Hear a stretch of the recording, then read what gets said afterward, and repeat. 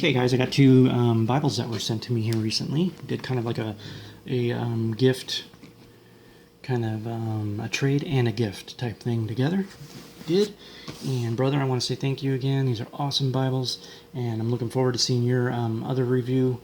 So check that out. Guys, check out my brother, Living in Faith Bible Reviews. Love that brother. He's a good guy. One of the best guys I've met. So anyways, he sent me this study Bible, surprised me with it. This is the Sword Study Bible, so I will be reviewing that one. I'm going to dig deeper with this one and get some, knowledgeable with it. I don't want to just share the Bible real quick. I want to let you guys know what's inside there. So anyways, we'll get to that one soon. And that's a really neat size Bible. Look at that, guys. It's like the size of a Clarion by Cambridge, but a little bit thicker. It's a really neat little study Bible, so look forward to that one. I've never seen the small one like that. Anyways, this is the Scofield genuine leather, and it's almost identical to my 1988 Open Bible, which is a genuine leather and same size, different print, completely different Bible, but overall same design. Comes in the black Scofield box. Says it's a 96, but I think it's newer than that. And you can see here, you guys want to pause, you can read all this, and make the light shine off of there for you. But I'll go through it real quick. I've done a lot of Scofield reviews, and then there is your ISBN number. And then I'll compare the font. Just to give you guys an idea, I will compare a couple fonts with it. So let's do that. I'll grab the NASB. And then I'll share that with you guys here in a bit. So anyways, it's your typical genuine leather, and if you're somebody who doesn't think they make these kind anymore, they do, guys. So Scofield through Oxford, they do the gold chain around the rim, lays flat. I personally like genuine leather Bible, guys. I get really bored with Bibles, like, these are like beautiful, they're awesome premiums, but I really like to get a nice old looking genuine leather. It's nice, you don't have to worry about scratching them, and I don't know, just me. But that's what this Bible is, guys. It's a great one. It's really, really nice. You get the stagger effect with the signatures, as you see. See that? They're different. It's like they do like really small signatures, and they just roll off your thumb so well. I love it. Very nice. You get the tabs with this one, and let's jump in. Very nice introduction page here, so presentation page. You can actually fill that texture. It's like a birth certificate, very nice. And the front pages, you get like 3, and the first one is really soft and nice. I love the old Scofield print. That's cool. Now, Scofield is a dispensationalist. I mean, like kind of the godfather of dispensation here, kind of. And so you're going to get a lot of dispensational notes throughout. So, that's something that bugs you. You're not going to like this Bible, but me, I just use it for the layout. I love the layout of this Bible. It just grabs me. I like it. I don't have to love his notes to like his Bible. And there's nothing, in his notes that are hateful or, I believe, that harm people or anything like that. So I have no problem with it. It says 1996. So those are your dates where they did the copyright renewed, and then new materials copyright 1996. But it doesn't have the most recent date unless that is the most recent date. Usually the one down here is the date that you're looking for, but it's not there. This is printed in Korea, and it has that weird blue hue to the paper.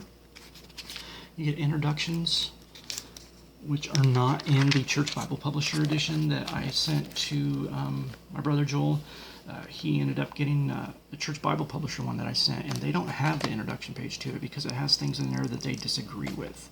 So be aware of that if you get the Church Bible Publisher one, since they're King James only. They don't like the textual criticism that's in this, and so they took it out. Panoramic view of the Bible. Then you go into the books of the Bible, and the font is it's so big in this. I love it. It's so easy to read, and it's got space between the words. That's something that the older, smaller text does not have. It's just the spacing is bleh in the older one, but I still love it. It's so dark and nice. But it's really nice to have an open, spacious text. And plus down here, they have the verse numbers now. So R. Grant Jones does a really great video of the notes, guys. Jump over to his channel and check out his Scofield review that he just did. He explains the notes and the things that you might run into with the dispensational teaching. You get the illustrations on how to use the reference system, and they do this like 5 times throughout the Bible. Like when you get to Hebrews or Romans, you're going to see this again. It's really weird. I don't know why they do that, but they do. So anyways, that's there for you. You'll notice that first the display is very flat, very nice. You'll notice that his notes are only in like certain areas really heavy, and then you'll get to other areas where there's just none. So I'll show you here. This is how 70 to 80% of the Bible is. No notes at the bottom, so be aware of that. You can use this Bible for its reference system and its alternate readings. You get literal definitions and alternate readings of different translations sometimes, so pretty cool, nice to have. That blue hue will come through on my camera once in a while, but it doesn't capture it as much as I would like it to show you guys. Now this isn't a super bold font compared to other Scofield Bibles, like the church publisher one is very black, very bold, but the spacing is very nice. I like it better. I do. I love this better. It just grabs me. This, you have overcasting. So as you can see here, it's tied off at the end there. Nice overcast stitching all the way down. I like that. As long as they overcast just the beginning signatures of the soft pages, the normal Bible paper, great. R. Grant Jones showed in a video of an older Bible of his that had overcasting, and they'd actually stitched into the heavier paper, and when that leather started to age and pull away, it started to pull away the signature. So it's kind of a, depending on the design of it, it works great, sometimes not so much in the future, so be aware of that. But overall, it does make the Bible stronger. The pages not to rip out at the beginning. I love the stagger effect. It's just, keep going back to that. I love it. Now, some people might say, well, it ruins the guild because you get that kind of weird look to it. That's what my Thompson Chain King James does. That's what my Old Open Bible does. I love those small signatures. I don't know what they do that's different. I'm assuming it's just that they do smaller signatures, and one signature pages pulls tighter than the other, so you get like a stair step. Because if they ended up sanding this completely flat, it would be completely flat. There's something about the way they do this Smithsonian stitching that causes this, and personally, I love it, and you don't see it very often. So, just one of my geek things that I like.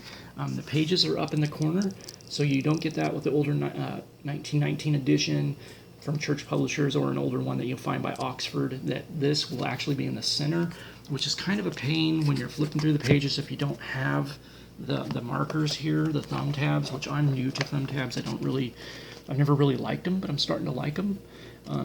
But as you can see, as you're flipping through here, you can see which book you're at and the page number. The other one is in the center, so you have to bend the book block further to see where it's at, and it's very annoying. So that might be something that might bug you with the older one, but you can live with it if you want. The ribbon's very nice, double-sided satin gold. This is normal Oxford ribbon. That's what they use. It's not centered perfectly, but it's in there good. It's clean, normal, fine with me. I love the gold chain around these Bibles.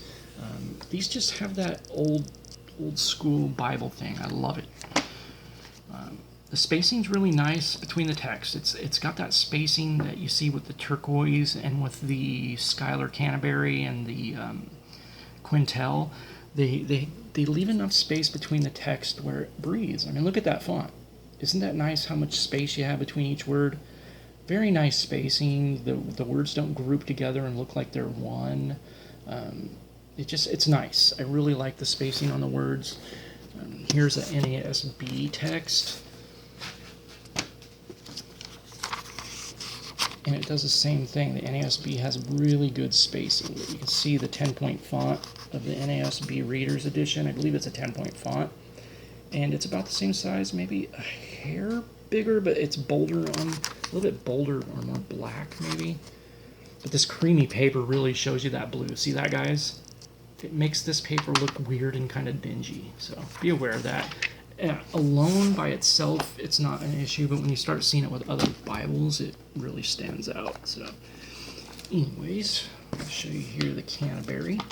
So let's jump over here to the Canterbury and show you guys how the font looks.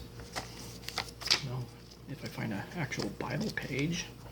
Okay, let's try this again. Font, any font, regular Bible font. As you can see, the spacing is like the Schuyler Canterbury. And about the same space between the words, the sentences. So the space that you have between each sentence is about the same. It's really nice. I like it. I like the layout. It's just the paper's kind of weird, but yeah, some of those things. So if it's something that bugs you, you might not like that, but I don't care. It's fine. I'd like to see it creamy and yellow paper or just white paper. This Korea, China paper is really weird. I don't know why it has that blue hue to it. Chemicals they use or something. And if you watched my flashlight holes in your paper video, this paper is some of the best I've seen so far. I've only been able to find like one or two holes like randomly, but overall you don't get that starry night thing going on. There's not like a bunch of holes. The paper is very, it's weaved really good. There's not a bunch of gaps in the paper. Let me grab another one. Let's see. We'll just randomly flip here and see if the paper gets any holes.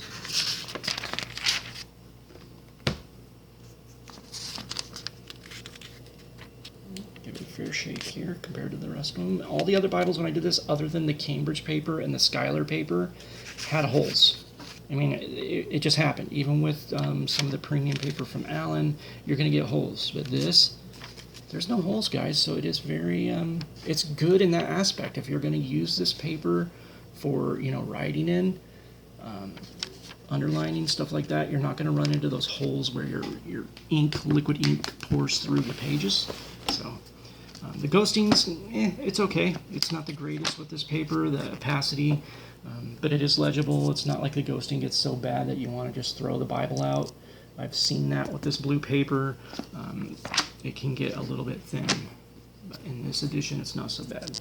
The red font is about the color of a Thompson chain. It's got that kind of just typical red with a little bit of pink, kind of strawberry in a way. So red haters are going to hate on that. They're not going to like it. Kind of fluctuates a little bit, but not extreme to where you want to throw the Bible out. As you see, the reference system does A, B, C, D, and then when it jumps to the right side of the page, if there's a lot of references, it'll do double A, double B. So it doubles up. Makes it very easy to find instead of having to bounce around with some of the older Cambridge style text, stuff like that. That can get kind of annoying. Jump in here. The red letter does go into Revelations, so beware of that. And as I said, it does this over and over again. I don't know why. Where's it at? Never mind. But it does that where it teaches you how to use the reference system over and over again. I think it's in Hebrews again. Just like, ugh. Anyways, you get proper names. You get an index at the beginning, which I don't think this index is in the older ones. The use of the index, very nice to read that, guys. That'll help you out. You go into this index, and then you go into proper names. I think my older one just went right into proper names, and then into the subject index right here.